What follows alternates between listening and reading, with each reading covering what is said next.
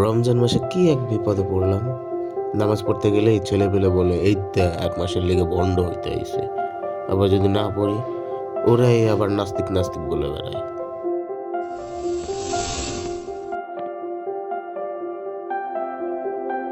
দেখ, তুই তো এমনিতেও নামাজ পড়স না, আর এই এক মাসের লেগে নামাজ পড়ে কি করবি?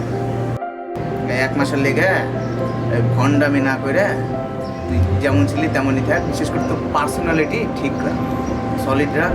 তোর থেকে এটাই ভালো হবে।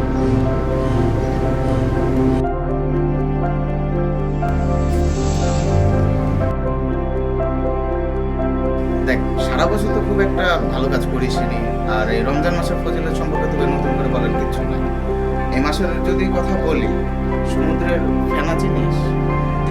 তুই যদি সমুদ্রের ফেনা পরিমাণও পাপ করিস না, সে পাপও তোর মাপ হয়ে যাবে এই মাসের জন্য। আর এটা তো পাপের কথা বললাম। আর যদি সওয়াবের কথা বলি, সওয়াবের কথা মাথায় আসলেই তো ৭০